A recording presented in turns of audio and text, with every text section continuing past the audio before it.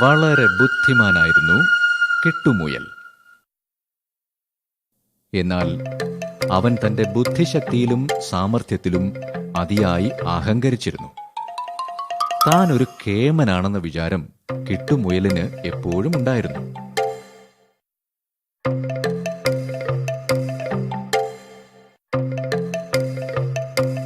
മാത്രമല്ല, അവൻ മറ്റു മൃഗങ്ങളെ സൗകര്യം കിട്ടുമ്പോഴൊക്കെ കളിയാക്കുമായിരുന്നു. ഒരു ദിവസം കിട്ടു പാവം ആമച്ചേട്ടനെ കണക്കിന് കളിയാക്കി. ആമച്ചേട്ടൻ ഇഴഞ്ഞാണ് നടക്കുന്നതെന്നും ഉറുമ്പുകൾ പോലും ആമച്ചേട്ടനേക്കാൾ വേഗത്തിൽ സഞ്ചരിക്കുമെന്നും അവൻ പറഞ്ഞു. ആമച്ചേട്ടൻ കിട്ടുവിന്റെ പരിഹാസം കേട്ട് ദുഃഖം കൊണ്ട് പൊട്ടിക്കരഞ്ഞു. കിട്ടു വീണ്ടും തന്റെ സാമർഥ്യത്തെക്കുറിച്ച് സംസാരിച്ചുകൊണ്ടേയിരുന്നു. താൻ മികച്ച ഓട്ടക്കാരനാണെന്നും അവൻ അഹങ്കാരത്തോടെ വിളിച്ചുകൂവി. മാത്രമല്ല, അവൻ കാട്ടിലെ മൃഗങ്ങളെ തന്നോട് മത്സരിക്കാൻ വെല്ലുവിളിക്കുകയും ചെയ്തു. ഈ അഹങ്കാരി മുയലിനെ ഒരു പാഠം പഠിപ്പിക്കണം, ആമച്ചേട്ടൻ തീരുമാനിച്ചു. നിന്നോട് മത്സരിക്കാൻ ഞാനുണ്ട്, ആമച്ചേട്ടൻ പറഞ്ഞു. കിട്ടു അമ്പരന്നു. എങ്കിലും അവൻ ആമച്ചേട്ടനെ പുച്ഛിച്ചു തള്ളി.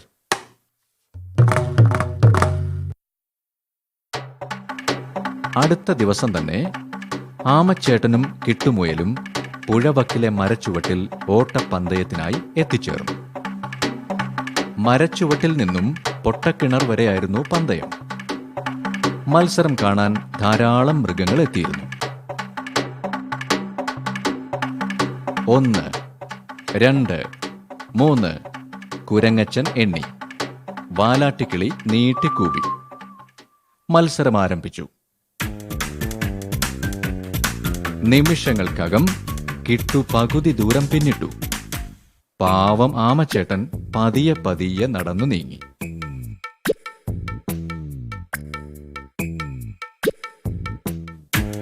നിമിഷങ്ങൾ കൊണ്ട് പകുതി ദൂരം പിന്നിട്ടപ്പോൾ കിട്ടുവിന് അഹംഭാവം വർദ്ധിച്ചു. ആമച്ചേട്ടൻ പകുതി ദൂരം എത്താൻ തന്നെ വളരെ നേരമെടുക്കുമെന്ന് വിചാരിച്ച് കിട്ടു ഒരു മരച്ചുവട്ടിൽ കിടന്നുറങ്ങി.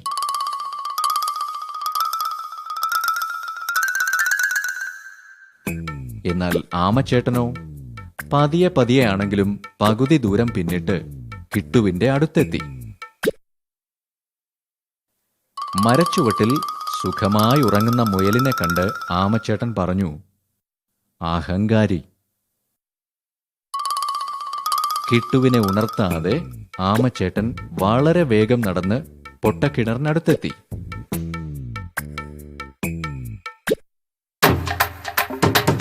അവിടെ ആമച്ചേട്ടനെയും കാത്ത് മൃഗങ്ങളെല്ലാം ഉണ്ടായിരുന്നു. കുരങ്ങച്ചൻ വന്ന് വിളിച്ചുണർത്തിയപ്പോഴാണ് കിട്ടു ഞെട്ടി ഉണർന്നത്. ആമച്ചേട്ടൻ മത്സരത്തിൽ ജയിച്ച വിവരം കുരങ്ങച്ചൻ കിട്ടുവിനോട് പറഞ്ഞു. കിട്ടു ഞെട്ടിത്തരിച്ചു. അവൻ കിണറിനടുത്തേക്ക് കുതിച്ചു പാഞ്ഞു. പൊട്ടക്കിണറിനടുത്ത് ആമച്ചേട്ടനെ കണ്ട കിട്ടു സ്തംഭിച്ചു നിന്നു. മൃഗങ്ങൾ കിട്ടുവിനെ കണക്കിന് കളിയാക്കി. അവർ ആമച്ചേട്ടനെ തോളിലേറ്റി നടന്നു.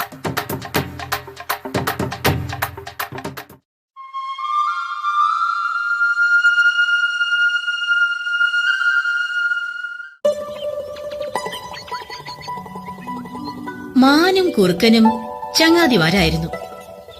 അവരെല്ലാ ദിവസവും ആഹാരം തേടി നടക്കാനിറങ്ങും.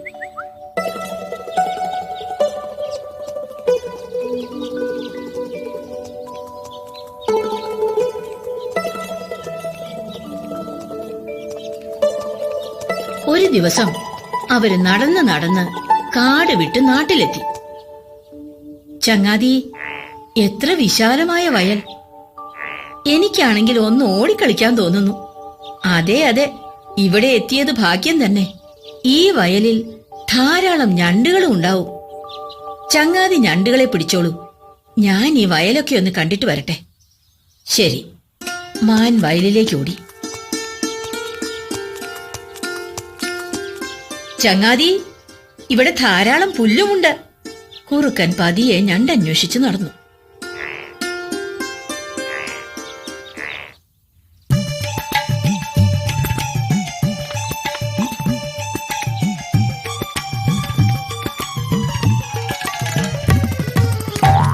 കിട്ടി, ഒന്നിനെ കിട്ടി. ഹാവൂ, ഞണ്ട് കുത്തി. എന്തൊരു വേദന. ഓഹ്, എന്നാൽ ഇനി ഞണ്ട് വേണ്ട, പ്രാവിനെ പിടിക്കാം. അപ്പോഴേക്കും മാൻ വയലാകെ മേഞ്ഞു നടക്കുകയായിരുന്നു. അതെന്താ അവിടെ ഇളം പച്ച നിറം? നല്ല ഇളം പുല്ലുകളാവും.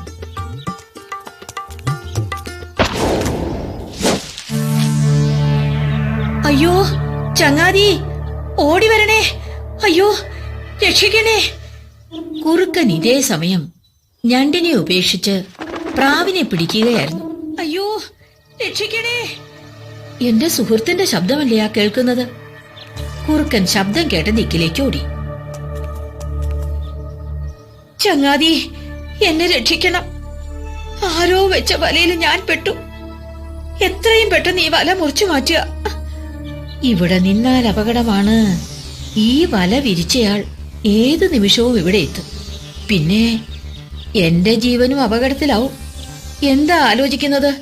പെട്ടെന്ന് വല കടിച്ചു പൊട്ടിക്കൂ. സുഹൃത്തെ, ഞണ്ടിനെ തിന്ന് എന്റെ പല്ലൊക്കെ നല്ല വേദന. അതുകൊണ്ട് വല കടിച്ചു മുറിക്കാൻ എന്നെ കൊണ്ട് വയ്യ. ചങ്ങാതി വിഷമിക്കണ്ട, മറ്റാരെങ്കിലും ഉണ്ടോ എന്ന് ഞാനൊന്ന് നോക്കി വരാം. ഇത്രയും പറഞ്ഞ് കുറുക്കൻ പമ്പ കടന്നു.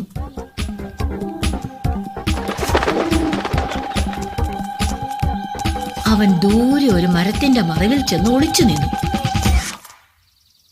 ദുഷ്ടൻ, ഇങ്ങനെയുള്ള ചങ്ങാതിയാണല്ലോ എനിക്ക് കിട്ടിയത്. അപ്പോഴേക്കും ദൂരെ നിന്നും വല വിരിച്ച കർഷകൻ വരുന്നത് മാൻ കണ്ടു. അയ്യോ, ഇനി ഞാൻ എന്തു ചെയ്യും? എന്തായാലും മരണം തീർച്ച. ഒരു ബുദ്ധി പ്രയോഗിച്ചാലോ? മരിച്ചതുപോലെ കിടക്കാം.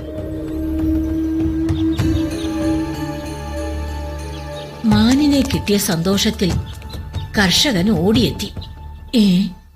ഈ മാൻ മരിച്ചു എന്ന് തോന്നുന്നു. ഇനി കൊല്ലണ്ട ആവശ്യമില്ല. ഏതായാലും വല മാറ്റാം. കർഷകൻ വല മാറ്റുമ്പോൾ മാൻ ചാടി എഴുന്നേറ്റ് ജീവനും കൊണ്ട് ഓടി. നിൽക്കവിടെ! കർഷകൻ മാനിന്റെ പിന്നാലെ ഓടി.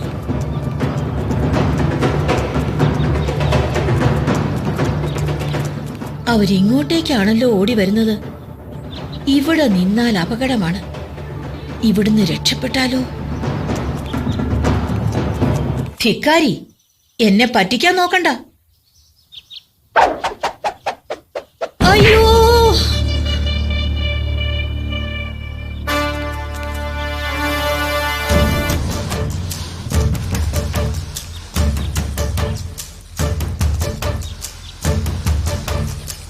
ചതിയൻ, അവൻ ഇത് തന്നെ വരണം.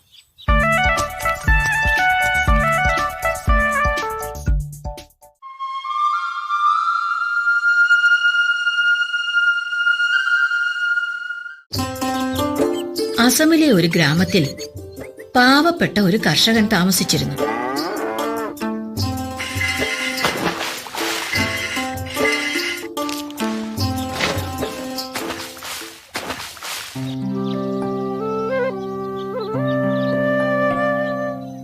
ഓ, എന്തൊരു ചൂട്!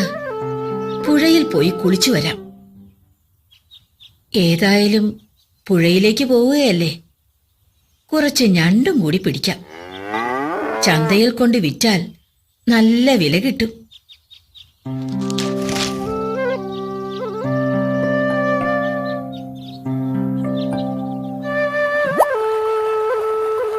നിറയെ വെള്ളം. ഏതായാലും ആദ്യം ഞണ്ട് പിടിക്കാം, പിന്നീടാവാം കുളി.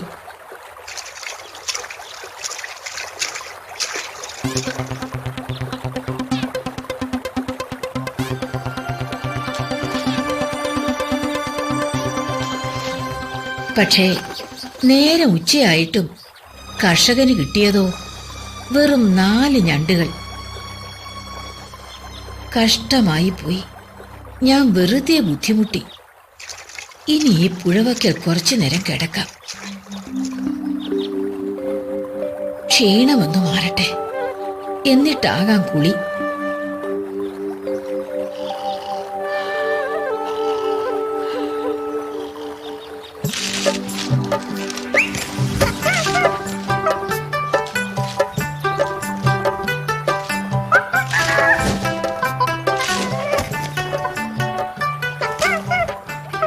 ഇയാള് ഞണ്ട് പിടിക്കാൻ വന്നതാവും. പാവം ഉറങ്ങിപ്പോയി. ഏതായാലും കൂടയിലെ ഞണ്ടുകളൊക്കെ രക്ഷപ്പെടും. നമുക്ക് ഇയാളെ സഹായിച്ചാലോ? ഈ കൂട നിറച്ചും ഞണ്ട് പിടിച്ചു കൊടുക്കാം. ശരി.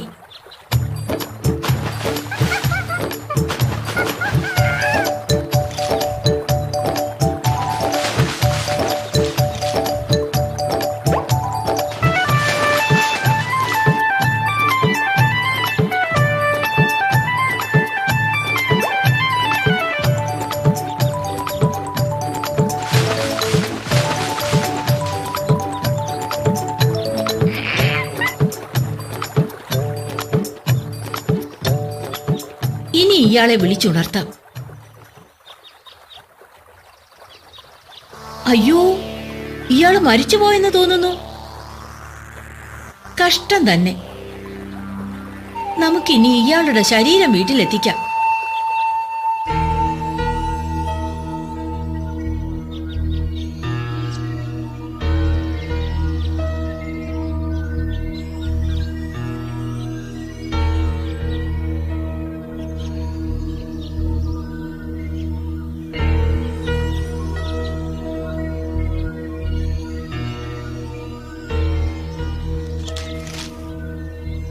ഇനി നമുക്ക് പോകാം. ഗ്രാമീണര് വന്ന് ഇയാളെ കൊണ്ടുപോയിക്കോളൂ.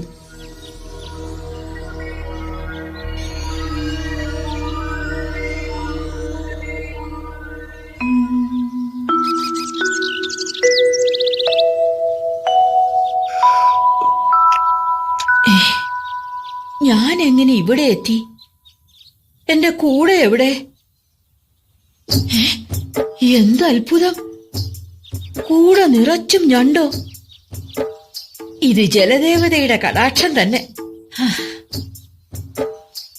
കർഷകന് വന്ന സൗഭാഗ്യം നാട്ടിൽ പാട്ടായി.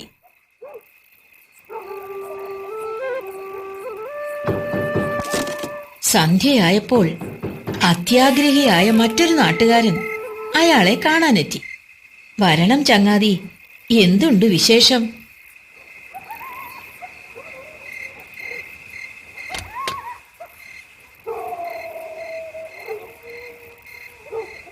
സുഹൃത്തെ, എങ്ങനെയാ ജലദേവതയുടെ കടാക്ഷം കിട്ടിയത്? എനിക്കും കൂടി ഒന്ന് പറഞ്ഞു തരൂ. കർഷകൻ അപ്പോൾ തനിക്കുണ്ടായ അനുഭവം സുഹൃത്തിനോട് പറഞ്ഞു. അപ്പൊ അതാണ് കാര്യം. പിറ്റേ ദിവസം അയാൾ കൂടയുമായി വന്ന് പുഴവക്കിലെ മരത്തണലിൽ കിടപ്പായി. കുറച്ചു കഴിഞ്ഞപ്പോൾ കുരങ്ങന്മാർ വന്നു. അവർ കൂട നിറച്ചും ഞണ്ട് പിടിച്ചു.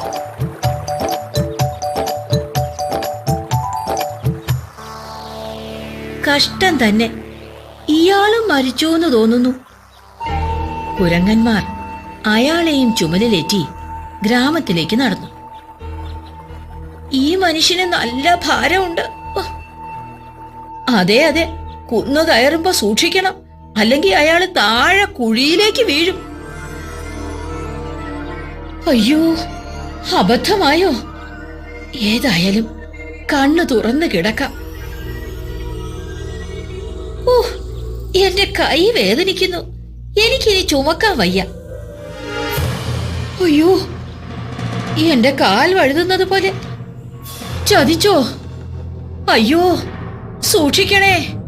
കാല് വഴുതിയാൽ ഞാൻ കുഴിയിലേക്ക് വീഴും.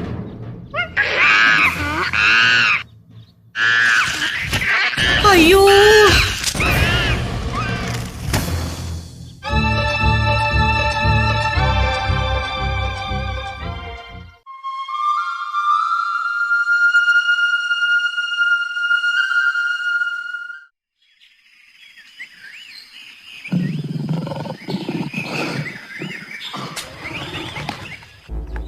ഒരു ദിവസം മൃഗരാജനായ സിംഹം ഭക്ഷണമൊക്കെ കഴിഞ്ഞ് ഒരു മരത്തണലിൽ വിശ്രമിക്കുകയായിരുന്നു. കുറച്ചു കഴിഞ്ഞപ്പോൾ ചിണ്ടൻ എലി ആ വഴി വന്നു. ഇത് നമ്മുടെ മൃഗരാജനാണല്ലോ. ഓ, അനക്കമില്ല. മരിച്ചുപോയി കാണും, പാവം. ജീവിച്ചിരിക്കുന്ന സിംഹത്തെ തൊടാൻ എന്തായാലും പറ്റില്ല. അപ്പോൾ ഇത് തന്നെ അവസരം. ഒന്ന് തൊട്ടു നോക്കാം.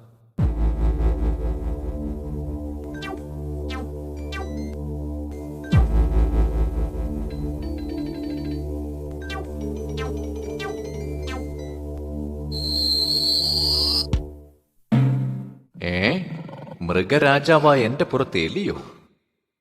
എന്ത് ധൈര്യത്തിലാണ് നീ എന്റെ പുറത്ത് കയറിയത്? ചിണ്ടൻ പേടിച്ചു വിറച്ചു. എനിക്കൊരബദ്ധം പറ്റി. എന്നെ വിട്ടയക്കാൻ ദയവുണ്ടാകണം. എന്നെ വിട്ടാൽ എന്നെക്കൊണ്ട് കഴിയുന്ന സഹായം അങ്ങേക്ക് വേണ്ടി ഞാൻ ചെയ്യാം. നിസ്സാരനായ എലി സിംഹത്തെ സഹായിക്കാനോ? നിന്റെ തമാശ കൊള്ളാം. ഏതായാലും നിന്നെ ഞാൻ വെറുതെ വിടാം. പോയിക്കോ. ദിവസങ്ങൾ കഴിഞ്ഞു. ഒരു ദിവസം സിംഹം വേട്ടക്കാരുടെ വലയിൽപ്പെട്ടു. അപ്പോഴാണ് ചിണ്ടന്റെ വരവ്. വലയിലകപ്പെട്ട സിംഹത്തെ കണ്ടപ്പോൾ ചിണ്ടന്റെ മനസ്സലിഞ്ഞു. എലിക്കെന്ത് ചെയ്യാൻ കഴിയുമെന്ന് പരിഹസിച്ച സിംഹമല്ലേ? എന്റെ കഴിവ് തെളിയിക്കാൻ ഇത് തന്നെ അവസരം. അങ്ങ് വിഷമിക്കണ്ട. ഈ വലക്കണ്ണികൾ കടിച്ചു മുറിച്ച് അങ്ങേ ഞാൻ രക്ഷിക്കാം.